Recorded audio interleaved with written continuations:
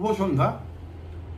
আমি আজকে আবার এসআইআর এর ফর্ম ফিল আপের ক্ষেত্রে যে কিছু জটিলতা দেখা দিচ্ছে, আমার প্রথম ভিডিও দেখার পর অনেকে আপনারা কমেন্টস করেছেন, অনেকে ব্যক্তিগতভাবে জানতে চেয়েছেন। এই সমস্ত বিষয়গুলো নিয়ে আলোচনা করার জন্য আজকে আমি এসেছি। রাত পোহালেই কাল থেকে শুরু হয়ে যাচ্ছে এসআইআর আর নিবিড় সংযোগ ভোটার তালিকায়। আতঙ্কিত হবেন না, বারবার বলছি। এখন আমরা ফর্মটা নিয়ে বিস্তারিত আপনাদের সঙ্গে আলোচনা করব। যে জায়গাগুলো সমস্যা দেখা দিচ্ছে সেগুলো নিয়েও বলবো, মনোযোগ সহকারে দেখবেন। এবং কাল যখন বিএলও এসে আপনাদের ফর্ম দিয়ে যাবে, ঠান্ডা মাথায় ফিল আপ করবেন যেভাবে বলছি। আশা করি আপনাদের কোনো সমস্যা হবে না। এখন আমরা ফর্মটা নিয়ে আলোচনা করব এবং ফর্মটা আপনাদের সামনে আমি নিয়ে আসছি।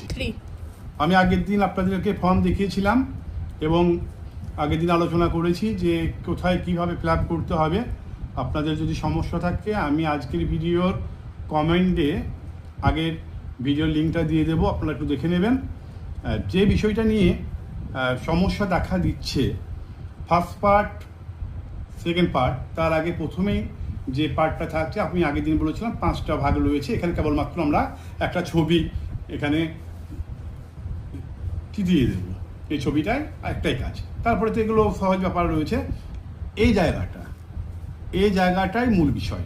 দেখুন, এখানে প্রথমেই 2002 সালে যাদের ভোটার লিস্টে নাম রয়েছে, আমি আগেও বলেছিলাম, আজও বলছি, তারা বাম দিকটা ফিল আপ করবেন।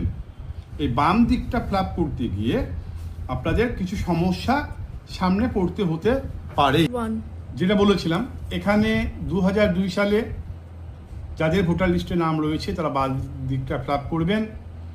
এখানে 2002 সালে ভোটার লিস্টে যে নামটা আপনার আছে, যদি আপনার নামে কোনো বানান ভুল থাকে 2002 সালের ভোটার তালিকায়, আপনি সেই ভুল নামটাই লিখবেন।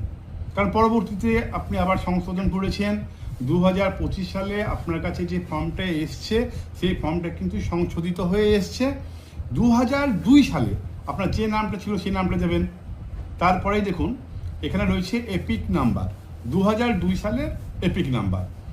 অনেকের ক্ষেত্রে দেখা যাচ্ছে, যেমন আমার নিজের ক্ষেত্রে দেখা যাচ্ছে, তৎকালীন সময়ে আমার এপিক নাম্বার ছিল না।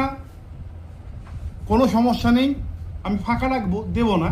কারণ এখানে কিন্তু একটা অপশন নির্বাচন কমিশন রেখেছে, ইচ্ছা হলে আপনি দিন, বা না থাকলে আপনি না দিলেও কোনো সমস্যা নেই। তাহলে এই ব্যাপারটা বোঝা গেল। এপিক নাম্বার যদি 2002 সালে না থাকে, আপনার